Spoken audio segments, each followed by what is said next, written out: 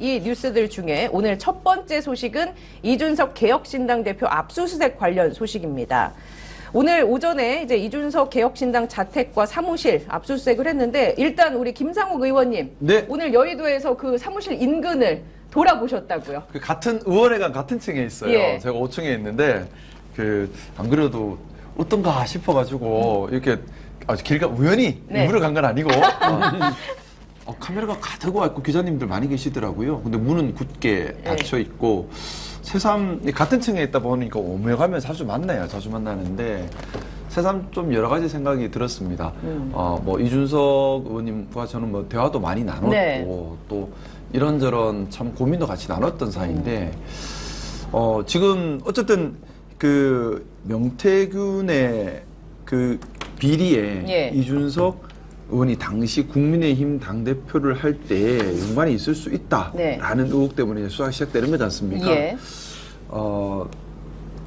좀 멋있게 가면 안 될까라는 생각을 해봤어요. 좀 잘못한 거 있으면 잘못했다 해버리고 이 여러 사람 막 도망다니다 잡히면 좀 모양새 그렇잖아요. 그 뭐 아무래도 이준석 의원의 아직 나이는 많은 나이는 아닙니다. 그래서 저는 좀 이준석 의원이 이번에 이런 일들을 통해서 한 단계 더 성장했으면 좋겠어요. 예. 혐오 정치, 갈등 정치가 아니라 가치 지향, 가치 추구 정치가 되고 또 자꾸 도망다니는 정치가 아니라 정정당당하게 본인의 잘못은 또 인정을 하고 또 본인이 추구하는 바는 정확하게 얘기를 하면서 좀 더 성숙한 그런 계기가 되었으면 좋겠다라는 생각을 닫힌 문을 보면서 혼자 좀 했습니다. 닫힌 문을 보면서 예, 그 문이 안에 닫혀 있어서. 누가 있었을까?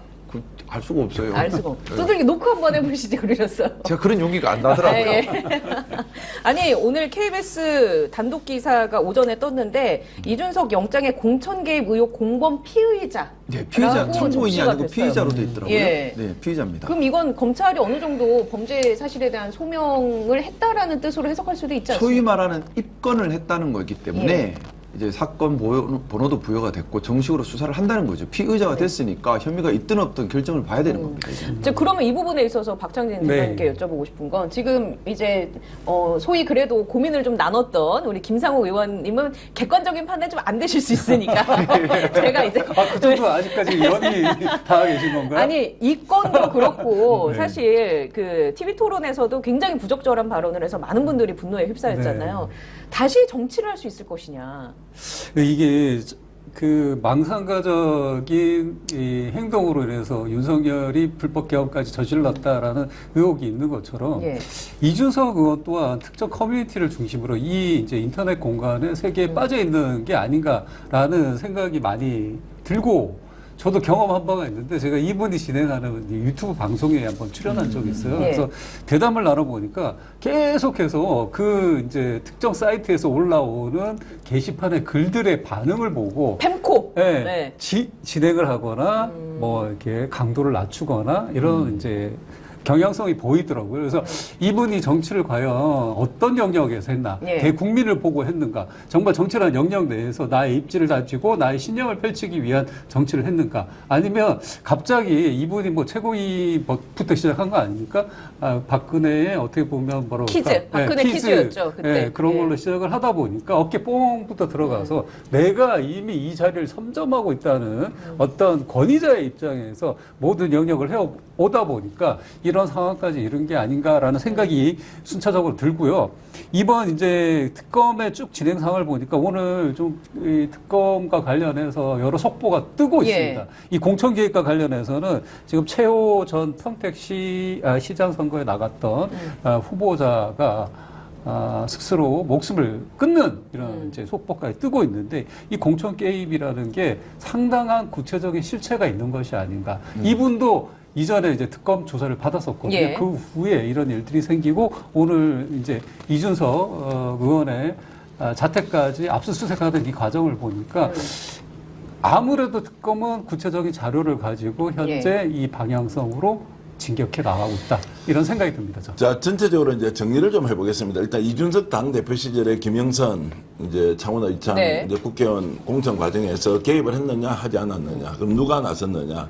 김건희 윤석열이 나섰고 여 중간에 윤상현이 매개 역할을 했다. 아니면 이준석 대표가 매개 역할하고 윤상현한테 직접 얘기를 했느냐. 윤상현이 주도하는데 여기에서 추인을 하고 동의를 해줬느냐. 뭐 이런 거지 않습니까? 이제 이게 범죄 사실이 되느냐.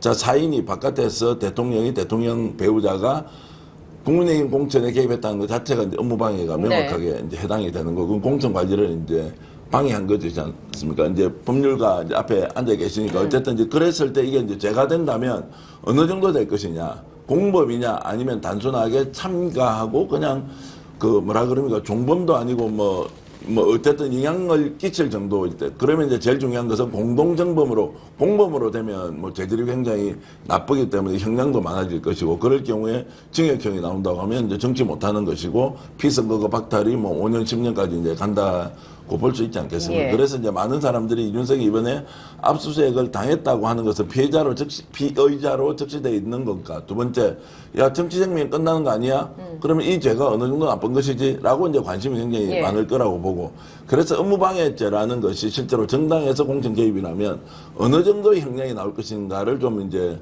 우리 그 김상우 의원께서 예. 변호사로서 좀 말씀을 해주시면, 아, 이 사건이 앞으로 그러면은 자, 기소가 된다, 구속 여부가 어떻게 될 거냐, 재판을 받는 다음에 어떻게 형량이 나와서 대법원 확정 판결까지 갈 것이냐라는 것은 이제 굉장히 중요한 문제인 것 자, 같습니다. 어떻게 보십니까? 업무방해죄가 만약에 성립이 되거나 아니면 다른 죄의 명으로 어떤 그 죄값을 받아야 된다고 했을 때 어느 정도 형량이 나올까요?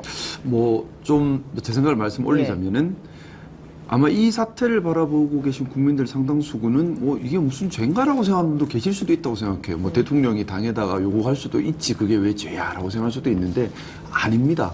왜냐하면 대통령이 당무에 함부로 개입할 수 없죠. 개입하면 업무방해 최소한 성립하는데, 그러면 이것이 얼마나 나쁜 죄인가를 우리 생각해 보면, 우리 민주주의라는 게 뭔가요? 결국에는 국민들이 정치 지도자를 선택할 수 있는 자유를 가지는 겁니다. 근데 우리나라 민주주의가 약간 좀 진영 정치에 천착하면서 공천받으면 당선되는 그런 지역들이 생겨버렸죠. 그렇죠. 앞도 뒤도 보지 않고 공천받으면서 당선되는 지역은 사실은 민주주의라기보다는 국민이 뽑는 게 아니라 공천관리위원회에서 뽑는 게 되어버렸어요. 오염돼 버린 거죠. 민주주의 근간이 썩어버린 겁니다. 근데 여기에 대통령이 지시를 해서 공천을 해버린다. 누굴 빼고 놓고 불법적인 하는 것을 한다. 어떻게 보면 그 지역구 국민들의 민주적 선택권을 뺏어가 버린 것과 똑같은 그렇죠. 겁니다. 네. 달리 말하면 죄질이 되게 나쁜 거예요. 이거는 민주주의 국가에서는 단순한 업무방해를 넘어서 정말 죄질 나쁜 업무방해로 볼 수밖에 없습니다. 드러나면. 그래서 저는 생각에 이제 뭐 상황 따라 어느 정도의 가담 여부에 따라서 물론 형량이 달라질 수는 있겠지만, 근데 유죄가 그때 당시에 된다면 당대표였던 실형 건 가능성도- 확실한 네. 거잖아요. 실형 가능성도 저는 충분히 있다고 봐요. 왜냐하면 단순하게 쉽게 볼 수 있는 보통 업무방해 벌금도 많은 경우도 네. 많은데, 이거는 말씀드렸던 것처럼 민주주의와 직결되는, 또 지역구 국민들의 예. 선택권을 직접 침해한, 이렇게 해석될 수 있기 때문에 죄질이 매우 나쁩니다.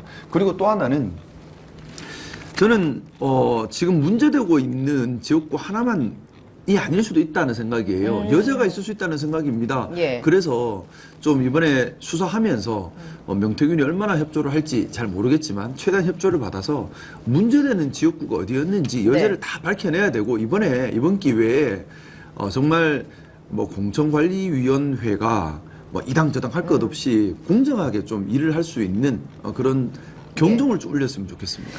그 죄질과 관련해서 한번 네. 생각해 보십시오. 이제 대통령이 원래 저 지역구에 누가 좀 당선됐으면 좋겠다는 의중은 생길 수 있지 않습니까? 정치이기 때문에. 그러면 통상적으로 어떻게 하느냐면, 정무수석이 이 정부의 성공을 위해서 이번에 공천되는 저 지역의 국회의원은 예를 들어서 관록이 있는 사람이 됐으면 좋겠다. 또는 지역 발전의 전문가인데 이쪽 분야가 매우 중요한 국가적 과제인데 그 지역이 우리 국가 산업의 한 축으로서 이렇게 됐으면 좋겠다. 또는 여성이 좀 됐으면 좋겠다. 아니면 좀 청년이 됐으면 좋겠다. 이게 지금 우리 정부의 방향과 맞으니 좀 그런 걸 고려해 달라고 하는 것은 정무수석을 통해서 통상적으로 정당에 이렇게 이제 전달하는 구조가 있죠. 그런데 전달됐다 하더라도 당대표나 공심위에서 그것은 대통령의 여중이 있을 수 있지만 공당으로서 우리는 집권 여당이 가야 되는 방향이 이것이 아니다라고 내부에서 충분히 논의해서 그것은 거절할 수도 있는 겁니다. 그런데 어떻게 했느냐면, 야, 윤상현이 있잖아. 그거 내 말하면 되니까 상현이가 그거 다 해준다고 해서 명태균이가 얼마나 더티하게 부탁을 합니까? 이 사람이 어떻고 저 사람이 어떻고 네. 대선에 기한 바가 없으니 여사님 충성을 다하겠습니다. 이거 좀 봐주세요. 라고 하는 그걸 받아가지고 김건희가 윤석열한테 시키고 윤석열이 윤상현한테 시키고 이준석은 내가 모르는 척하고 하는 이 행위를 정상적으로 정치의 복원을 바라는 사람이라면 그것이 판사든 누구든 이 사건을 수사하는 사람이라면 이거 어떻게 단죄해야 되겠습니까? 아이고 이럴 수 있다. 대통령이 어디 가서 정당에 개입할 수 있지. 그럼 민주주의 왜 합니까? 대통령 혼자 독재해가지고 선거제도를 왜 가지고 있으면 당대표를 왜 투표를 통해서 뽑습니까? 그냥 대통령이 지명하면 되고 대통령이 공천도 다 주면 되지. 그걸 하지 말자고 민주주의를 만들어서 놓고 했는데 가장 정말로 최악의 수단을 동원해서 저들이 공작으로 공천에 개입하고 그것을 결국 자신들의 목표 달성으로 이뤄냈단 말이죠. 이제 이것이 지금 만천하에 드러나는 것이기 때문에 어떤 경우에도 이것은 용서나 양해의 여지가 아예 없는 것이라는 말씀을 좀 드립니다. 그 공작으로 이뤄낸 권력이다라고 얘기하신 부분이 민주주의의 근간을 흔들었다. 국민들의 그 선택권을 빼앗았다라는 측면과도 맞닿아 있는 것 같고, 저는 이제 이 질문을 드려보고 싶어요. 이준석이 그러면 어떤 반응을 보였냐 하면 이런 말을 남겼습니다. 강제 수사에 나서니까 오해 살 일을 안 했으면 좋겠다. 그리고 지금 어제 전당대회 끝나서 당 지도부 새로운 계획을 말하고 뭐 이런저런 그런 걸 꾸려가야 할 시기에 현행범도 아닌데 압수수색이 갑작스럽게 진행됐다라는 말을 남겼단 말이에요. 이 부분은 우리가 어떻게 들여다봐야겠습니까?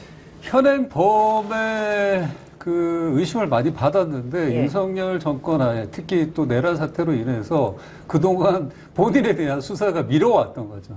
지난해 우리가 간만 복기를 해보면 윤석열 불법 계엄 사태가 나기 전에 뉴스토마토의 박형관 기자가 네. 심층 보도를 수차례 했었어요. 10월달, 11월달. 주요된 그 당시의 상황은 명태균과 관련돼서 공천 개입을 했다. 김영선 의원. 그 다음에 김진태 의원. 저 강원도지사 건도 네. 있었고 포항시장 건도 그 당시에 해자가 됐었습니다. 이런 것들이 겹겹이 쌓여 있었고 그 배경에는 이준석 의원이 당시에 김건희 여사를 마치 나의 뒷배인 것처럼 본인이 당대표이던 시절에도 그렇게 내세우면서 어떤 이 허세를 부려왔다라는 네. 정황들이 구체적으로 나왔고 녹취록도 네. 당시에 나왔습니다. 아까 이제 우리가 이 선거법 위반으로 얼마 정도 구형을 받을 수 네. 있는가도 얘기를 했었는데, 예를 들자면 박근혜 전 대통령 같은 경우에는 이 공직선거법 위반으로 최종심에서 3년형을 선고받았었거든요. 예. 근데 이 정도는 충분히 나올 만한 실현 가능성이 네, 높다라고 있다. 보시는 이거 거고. 보입니다, 지금. 예. 그리고 그 발언은 사실 이준석 대표의 그동안의 모습을 여실히 보여주는 말들인 것 같아요. 왜냐하면 어떤 어려운 국면이 닥치면 뭔가 이렇게 빠져나가는 거 굉장히 잘하지 않습니까? 어떻습니까? 이 발언에 대해서 뭐 코멘트하실 거 없습니까? 그러니까 오늘날 이준석은 없는 거야. 네. 이게 다 허상이야. 홀로그램이야. 야, 에펜콜이야. 이 정도 되면 너네도 임마 이 새끼들아 생각 좀 정신 차리고 이제 이준석 놓아주고. 아, 설득 안 된다니까. 이준석은 이 모든 사실이 다 드러났으니까 이제 정말 멋지게 쓰레기통으로 들어가.